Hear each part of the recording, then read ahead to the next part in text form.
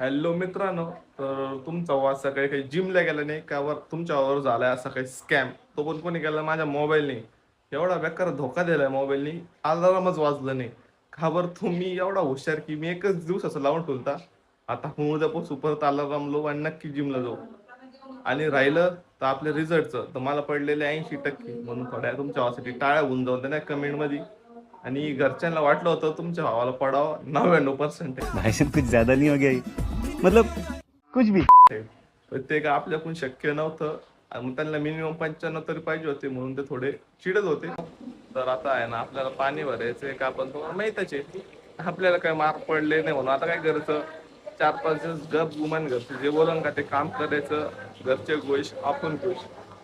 मित्रांनो, तर आहे ना मस्त खाऊन पिऊन आहे ना आपली अशी मनाची एकदम शांती झालेली. पिऊन म्हणजे पाणी पिऊन, चुकीचा अर्थ घेऊ नका.